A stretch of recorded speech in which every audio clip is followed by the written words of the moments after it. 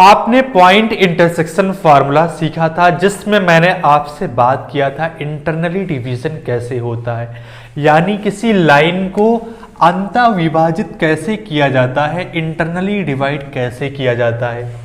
और आपके पास ये है दूसरा पार्ट, क्या एक्सटर्नली कैसे डिवाइड करते हैं किसी लाइन को। आपने देखिए कि आपके पास यहाँ C मिड पॉइंट पे है, किसी लाइन AB लाइन के मिड पॉइंट पे C है।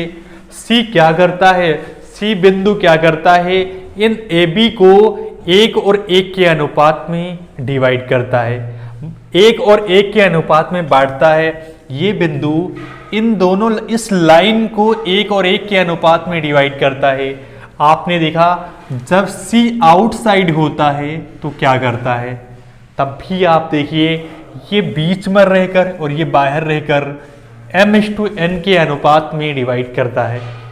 यहाँ m और n की वैल्यू 1 और 1 है, यानी इक्वल है। तो आपने देखा कि ये क्या करता है, किस चीज का रोल अदा करता है, ये वाइफ का रोल अदा करता है और ये GF का रोल अदा करता है। ऐसा क्यों होता है, क्योंकि जब इनकी शादी हुई इन दोनों के बीच, जब ये आए तो दोनों भाइयों को ये डिवाइड कर रहा है, यानी ये दोनों आपस में भाई हैं, इन दोनों को डिवाइड कर रहा है। ये वाइफ का रोल अदा कर रही है और ये 1:1 के रेशियो में इसको डिवाइड कर रही है, यानी आते ही बंटवारा हो गया। फिर आगे क्या हुआ, ये क्या हुआ, ये बाहर रहकर इन दोनों के बीच बंटवारा कर रहा है। मतलब बंटवारा कैसे हो रहा है, m/n के अनुपात में हो रहा है, यानी ये बाहर रहकर इस लाइन को डिवाइड कर रही है और ये अंदर आकर इस लाइन को डिवाइड कर रही है। फर्क आपको समझ आया, इसीलिए अंदर आकर किया, इसीलिए इंटरनली इसको कहा गया, और ये आउटसाइड रहकर किया एक्सटर्नली डिवीजन। ये GF का रोल अदा कर रही है और ये वाइफ का। आसान हुआ। आइए अगले पॉइंट पे चलते हैं जिसमें आप एक्सटर्नली डिवीजन को सीखोगे। एक्सटर्नली डिवीजन के पॉइंट में आपने देखा कि आपके पास ये कार्टेशियन प्लेन है, आपके पास x एक्सिस है और y एक्सिस है। इस सिनेरियो को समझते हैं, आपने इससे पहले भी सीखा। अगर ये आपके पास x है, आपने इसी लाइन को यहाँ पर ड्रॉ कर लिया, इसी लाइन को आप उठाए और इसी कार्टेशियन प्लेन पे आपने रख दिया।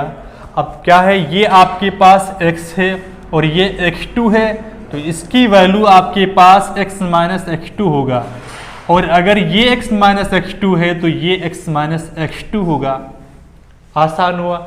फिर अगला पॉइंट देखिए, ये x1 है और ये आपके पास x है, तो ये आपके पास x - x1 होगा। अगला पॉइंट देखिए, आपके पास ये y1 है और ये भी y1 हुआ। अगर ये y1 हुआ और ये y हुआ तो इतनी वैल्यू आपके पास क्या होगी, y - y1।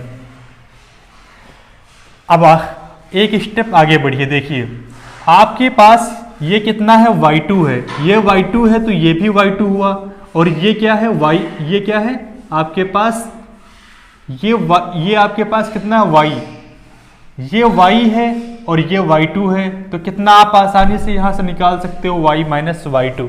आसान हुआ। ठीक है, अगले पॉइंट पे आते हैं कि ये दोनों ट्राइंगल, ये अगर ये पैरेलल बेस लाइन ड्रॉ कर दो तो ये आपके पास एक ट्राइंगल ये हुआ CBR और दूसरा ट्राइंगल CAQ। दो ट्राइंगल आपके पास, दो त्रिभुज बने और ये दोनों ट्राइंगल आपस में सिमिलर है, यानी समरूप हुए।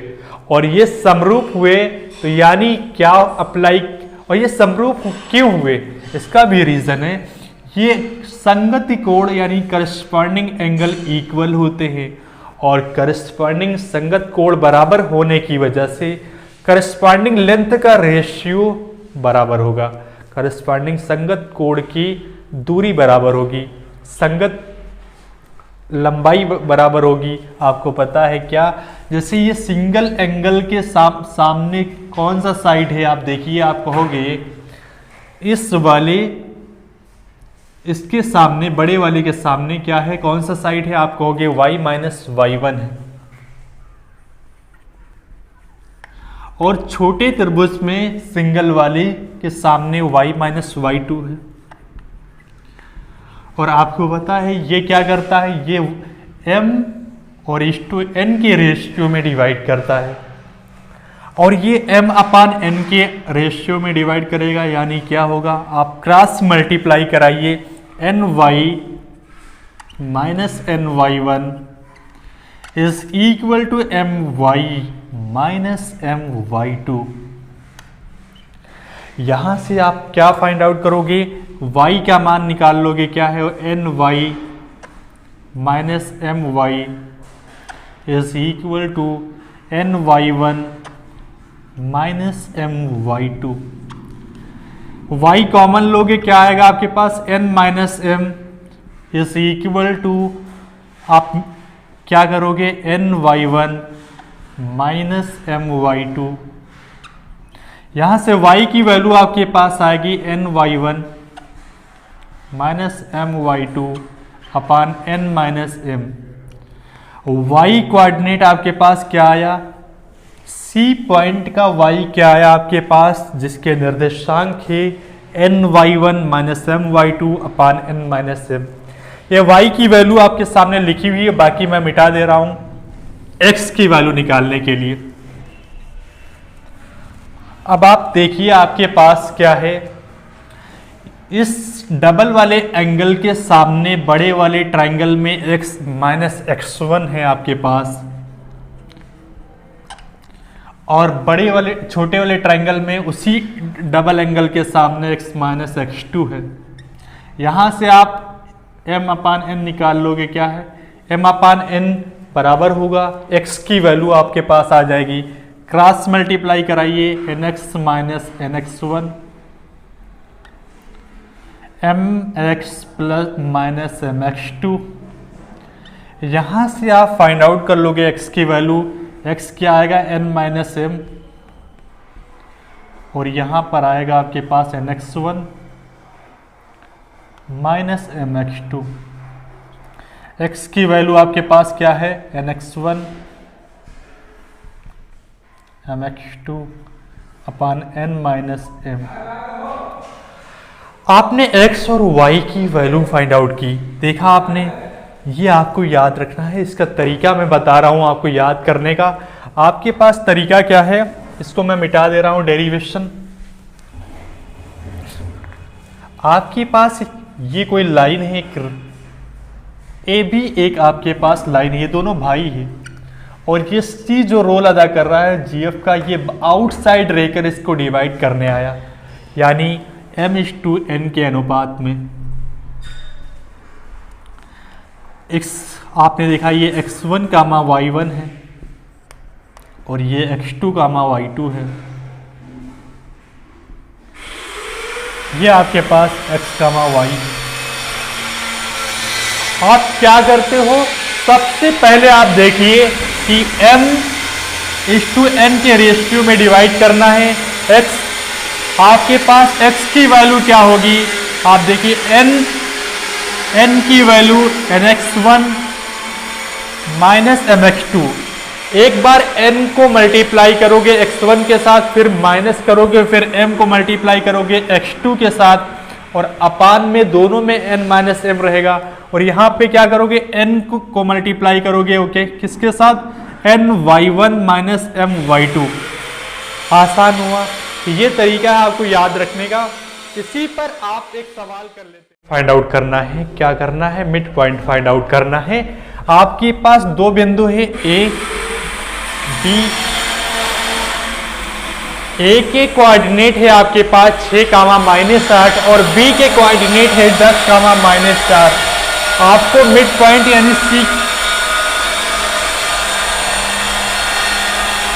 1:1 के रेशियो में डिवाइड कर रहा है, इससे सी के कोऑर्डिनेट आपको फाइंड आउट करने हैं। क्या करोगे, x1 प्लस x2 अपान 2, 10 और 6 16 अपान 2, -8 -4 -12 अपान 2। यहाँ आपके पास आया 8 और -6, ये आपका आंसर आया।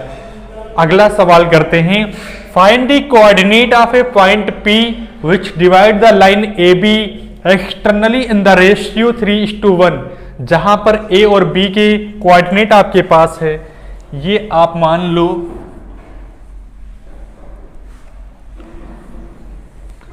ये ए बी लाइन है कोई, और इसको एक्सटर्नली डिवाइड कर रहा है आउटसाइड रह के, यानी पी कोई पॉइंट है जो इसको m/n के अनुपात में डिवाइड कर रहा है। ये आपके पास 3 है, ये 1 है, इसके निर्देशांक x, y ये फाइंड आउट करना है आपको, और ये 9,4 दिया हुआ है, और ये 5,2 दिया हुआ है।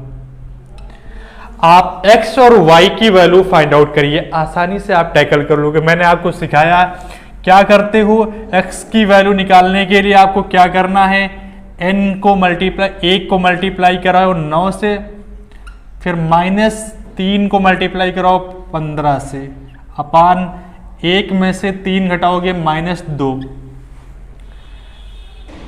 यहां से आपके पास आएगा -6 अपान -2, यानी यहां से आया आपके पास 3। x की वैल्यू आपके पास 3 आई। y की वैल्यू कैसे निकालोगे, क्या करोगे, 1 को मल्टीप्लाई कराओगे 4 से, फिर 3 को मल्टीप्लाई कराओगे 2 से 6 अपान -2, -2 अपान -2, यहाँ से आपके पास आंसर 1, यानी x और y क्या है 3, 1, ये आपका सटीक राइट आंसर हुआ। आसान